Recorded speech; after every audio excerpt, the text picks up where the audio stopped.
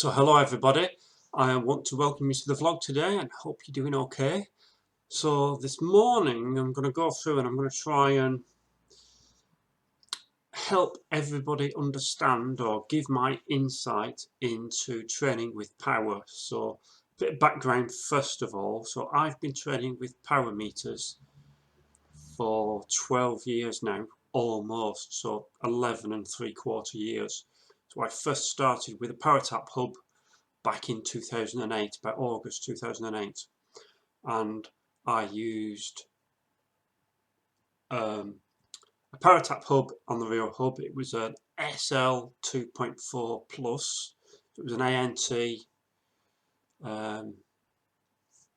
power meter connected with the ANT plus to my Garmin, and at the time I think I'd got a Garmin 705, an Edge 705. But anyway, that's all irrelevant.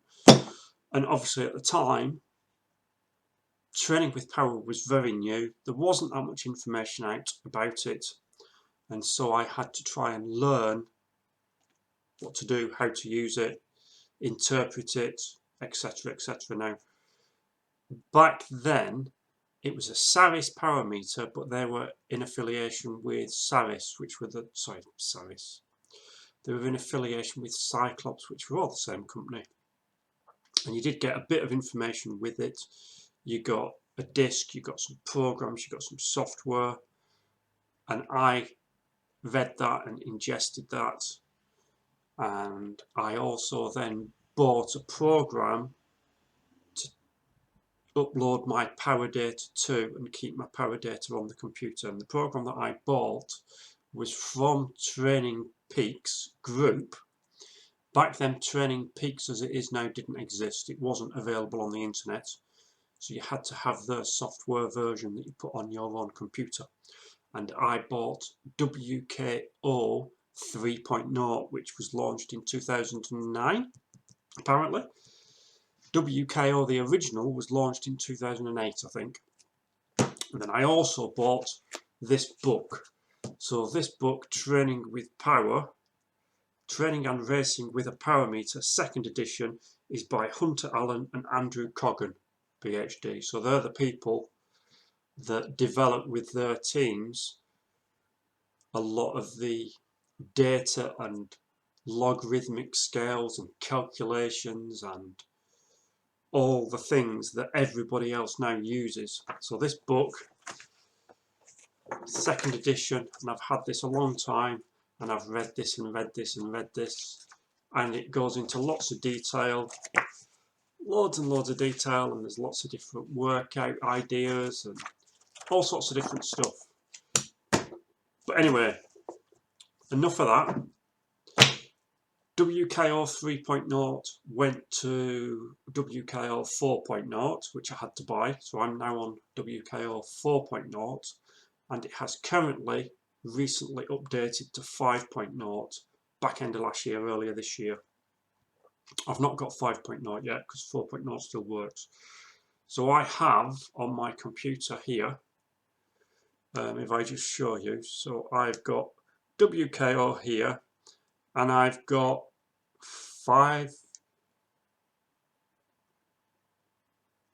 almost 12 years of data going back. And so I use this, and I can use all the information on there to track my training. It tells me my chronic training load, my acute training load, my TSB, the ramp, all these other different bits and pieces. So let's go through and let's start at the basics and explain a few things. So lots of these different acronyms. So first of all, you're going to get a power meter to train with power. You'll have a power meter. Provided that power meter is reliable, it doesn't matter how accurate it is if you're just using it to train with. If you're using it to race with on Zwift, that is when it starts to matter how accurate it is, comparing your race data with other people. And when I mean reliable, it could be 5% out compared to other people, provided it is reliably 5% out across the board. It doesn't matter. you got your parameter, you get your data. First thing you're going to need to do is go out and do some testing. We'll come back to that in a minute. So let's start with a few of these different acronyms. So obviously the first one, FTP, functional threshold power. Let's just zoom you down a bit there. FTP, functional threshold power. So that is defined as the maximum power that you can sustain for a 1 hour time trial effort consistently without going over your FTP. So if you're riding along and your FTP is say 250 watts, so if you set off and you rode on that 1 hour time trial, and in the first 5 minutes, instead of riding at 250 watts, you rode at 260 watts, that will go over your threshold. Your end power for the hour will not be 250 watts because you can't maintain it for that long. So it's defined as the maximum power that you can sustain for a 1 hour time trial without going over that FTP threshold. Obviously, most people don't want to do a 1 hour time trial to do that. It's not convenient to do that. So that is then where you get all these other different tests you can do. So you can do a ramp test, which is what I am currently doing. I'm doing ramp tests. You can do a 20-minute test, and then you take 95% of that 20 minutes, but you've got to do protocols first to warm up and deplete your anaerobic capacity so that you get a more realistic figure. You can then do two 8-minute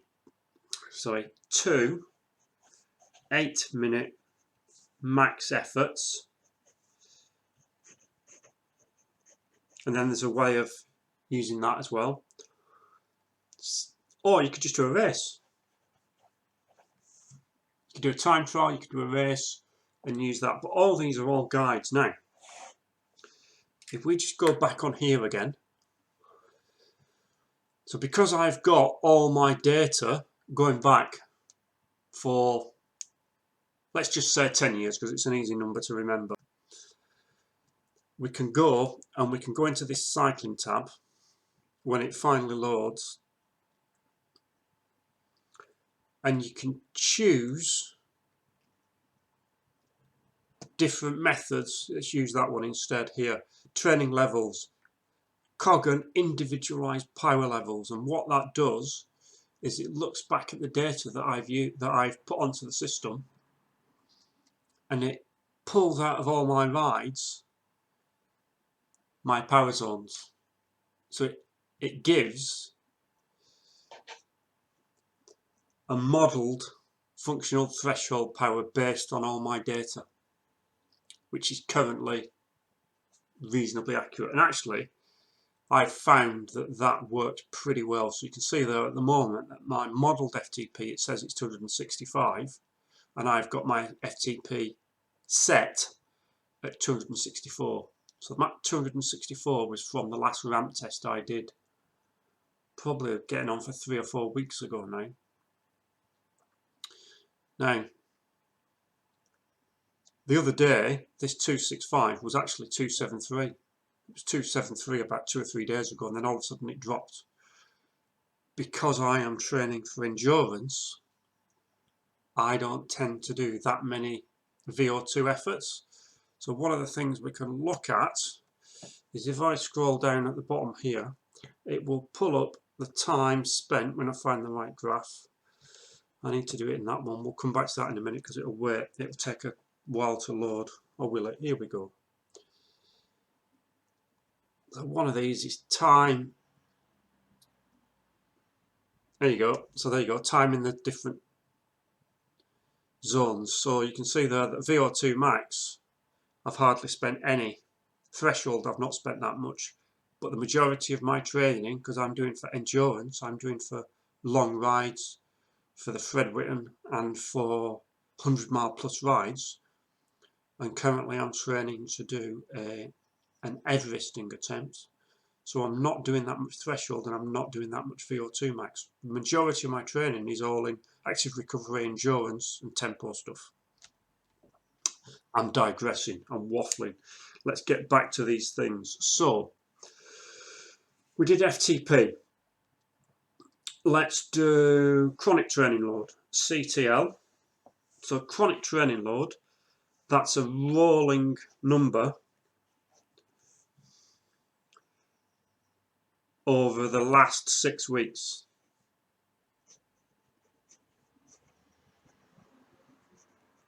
Now you can tweak that, you can go in and you can tweak that and you can make that 7 weeks, you could make that 5 weeks if you wanted, but I always leave it at 6 weeks.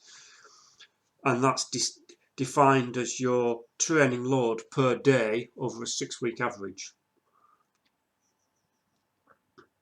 So it's TSS, which we'll come to, per day over a 6-week average. You've then got acute training load, which again, it's the rolling load, but instead of it being over 6 weeks, it's over 1 week, 7 days. And again, that's a TSS. Next we have, let's do TSS. So the TSS, that's a function, it's a number, but it's a function of the duration, so how long your workout was, and the intensity of that workout. Now next we're going to go on to intensity. So let's just move that over. Let's do IF, intensity factor. And that is, it's a ratio of your normalized power over your functional threshold power. And if you did a ride of 1 hour at an IF of 1, you'd end up with 100 TSB. And the normalized power, it's the best way of describing that. So it's an estimation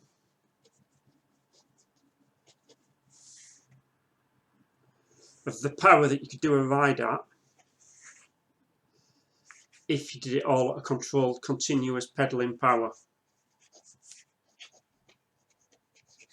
So the normalized power, it's an estimation of the power used. So the normalized power, it's an estimation of the power that you do in a ride over the entire ride if you did the whole ride at a controlled power. So instead of freewheeling and instead of sprinting and all those sorts of things, it's an estimation of the power evened out over that whole workout, provided that workout section is longer than 30 seconds. So going back again, so your intensity ratio or your intensity factor is your normalized power, this average power, this estimated power over the workout, divided by your functional threshold power. So then the TSB, you can see that if you did an IF of 1, so that would be your functional threshold power. So again, if your functional threshold power is 250, and if you did it all evenly, that 10 mile, that 1 hour time trial, if you did that 1 hour time trial perfectly and you evened it out through the whole lot at 250 watts, and then 250, because it's even, divided by 250, you get 1. And then you get 100 training stress score points for that. Have we done TSB? TSS? Yeah, so TSS, you get 100 for that. Then let's do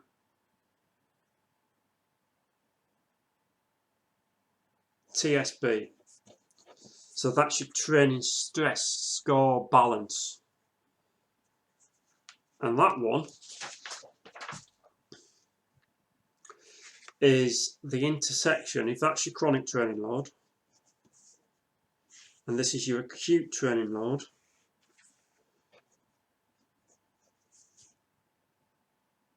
because you've taken time off here, that's your TSB, the intersection of the two. So what I'll do there is we'll go to the screen again and we'll look here so you can see that currently my chronic training load is 75 and my acute training load is 66. So my training stress balance is -1, which means at the moment that I'm actually pretty fresh. That's like the freshness, if you like. Your chronic training load is the fatigue that you've got over a long period of time. Your acute training load is how much work you've done in the last 7 days. So towards the end of a recovery week, the acute training load will drop, which means that then that intersection of the two will rise and you'll be fresher. The ramp is the steepness of that. Now, TTE, time to exhaustion. That is the length of time at your threshold power at FTP that you can sustain. Now mine at the minute, if you look on here, you can see mine's only 32 minutes, 33 minutes at 264 watts. Which means, going back, doesn't it, that really 264 watts isn't my FTP, my true FTP.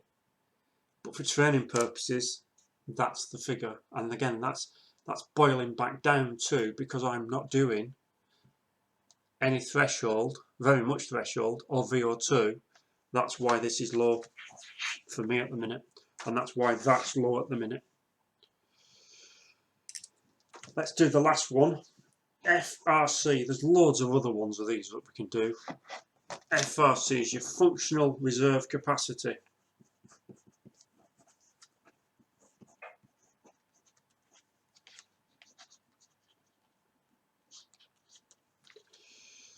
And that is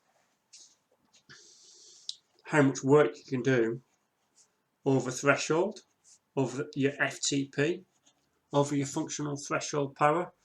And that's measured in kilojoules or joules per kilogram. So that is effectively how much anaerobic you've got effectively.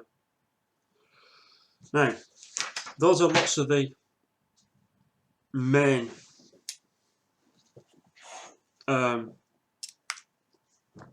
definitions and what they mean. Now, let's go into training. So there's different ways you can do this. You can either look at 2 different sets. There's loads of different power zones out there of working it out. There's classic levels, and what you'll find is that, let's do power zones. Power zones. Some will have 6. If we go on to here again, athlete details, and there you can see here, so we've got 1, 2, 3, 4, 5, 6, 7, 8. There's 9 levels on that Coggan individualized one.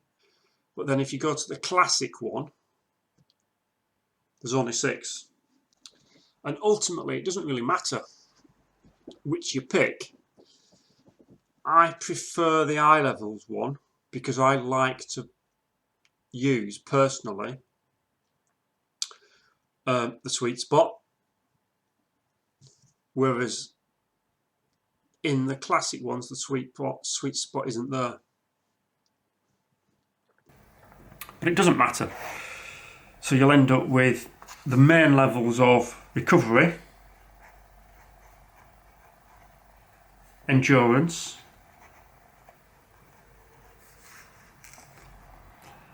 tempo, threshold, can't spell, VO2 max, and then anaerobic.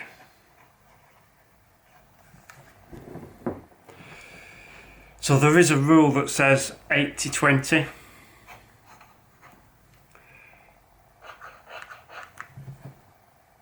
And that basically, roughly, means that 80% should be there and 20% should be there. Now, let's now jump back. Now we've done loads of definitions and meanings and zones. We'll come back to that in a minute. So first thing you need to do when you're planning all your training is, if this is a calendar, if this is time down here, can't see that, time along the bottom, you need to get a calendar and you need to pick what you're training for. You need to pick an event. So let's say we've got January, February, March, April, May, June, July, August, September, October, November, December, end of the year. And let's say we've got an event here that we want to train for in the middle of the year, in the middle of the summer. Then you'd break down and you'd work backwards from that event. The first thing you do is pick your event, and then you work back in blocks. So here you'll have a period where you're doing specific training for that event, pardon me. So if it was a time trial, you'd be doing your VO2 max intervals at that point in this block. You'd have another block here, which would be your build block, and then you have your base here. And that base can actually start back here in the previous year. These timings, you want that to be about 6 weeks.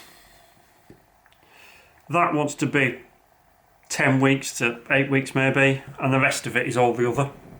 Roughly, you can tweak these numbers because we're all different. So over time, what you want to be doing is gradually building and building and building and building and building and building and building with your endurance and your base. Then you start doing your next section, and then you do your final bit on top of that. And what you might want to do is build, come back down with your overall fitness, go back up and do this. So over time, if we look at the screen again and I come up the top, where's my chronic training load thing over time? So you can see way back here, we've got at the bottom my first workouts way back in 2008. There was a period here where I wasn't really riding for whatever reason. Can't remember now. I think I was too busy with work and family. Then back riding again. Then my heart attack. So yellow's TSB. Blue is chronic training load. And that funny pinky colour is acute training load. That in grey there is the last 90 days. So what you want that to do overall is gradually build over time. So you can see I've been pretty static really for a long time. So for a very long time I've been static. But I've changed what I'm training for. I used to train just for time trials and triathlon, whereas now I'm training for endurance stuff, and it's completely different. I don't really need to be able to sprint. I don't really need to be able to go as fast as I can for 20 minutes or an hour. I need to keep going for 6, 7, 8 hours. So it's different. Before I go, let's just do a couple of other things. So one of the other things you might come across is the Sufferfest.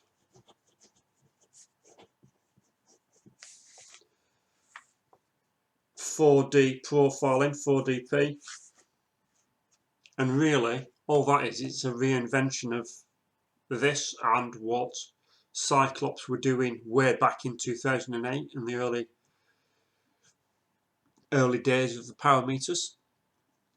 So they will have you go out and they'll have you test, and basically you'll go out and you'll do critical power tests. So I don't know exactly what the figures are, but it doesn't really matter. So you'll get, say, a 15-second sprint.